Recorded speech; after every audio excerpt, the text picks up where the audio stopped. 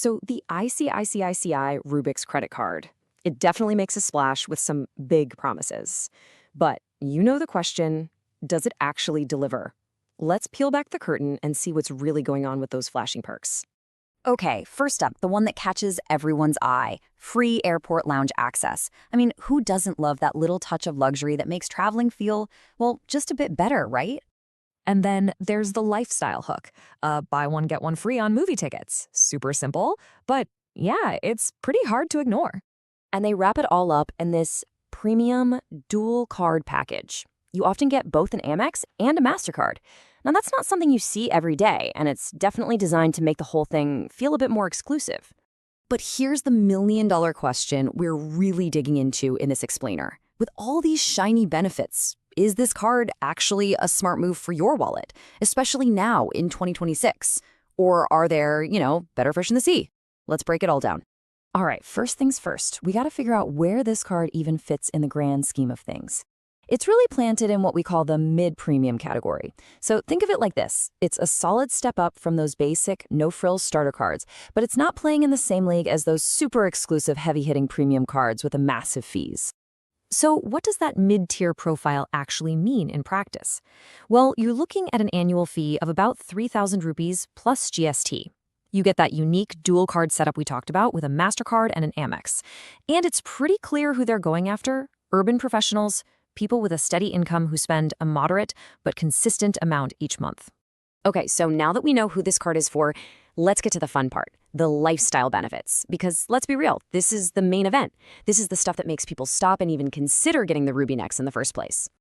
Just think about the value you can squeeze out of this. Take the free domestic lounge access, for instance. You get 2 visits per quarter.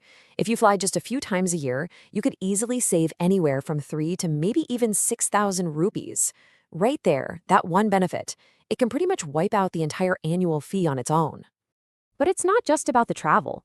That buy one, get one movie ticket offer on BookMyShow, that's a huge pull. If you're someone who loves going to the movies, you could get a big chunk of that annual fee back just from this perk. Throw in some dining discounts and the fuel surcharge waiver, and the card's whole strategy becomes crystal clear.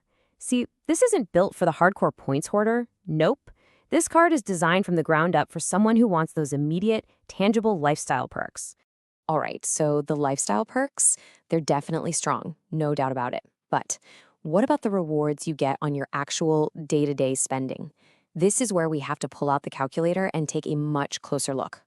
So here's the key metric you need to know. It's called the effective reward rate.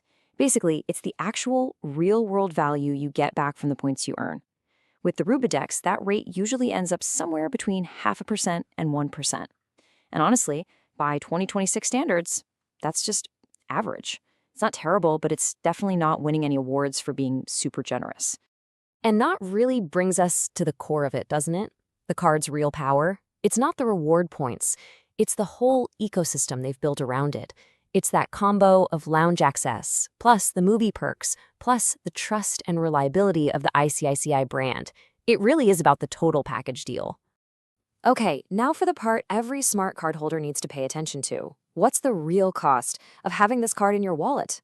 Let's talk about the fees, the charges, and, most importantly, how you might be able to get around them.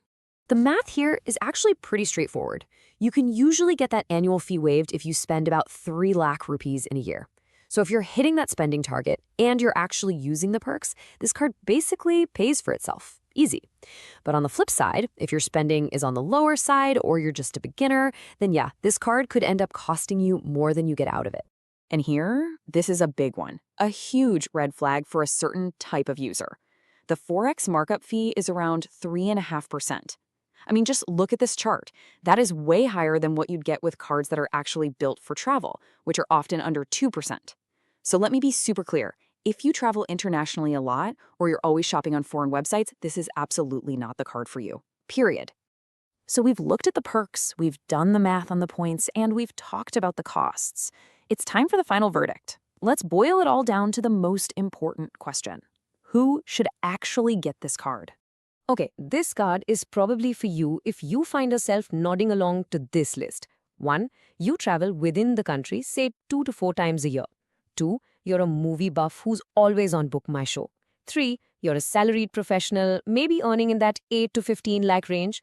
And 4, you're a moderate spender who just wants a card that looks and feels premium from a bank you trust.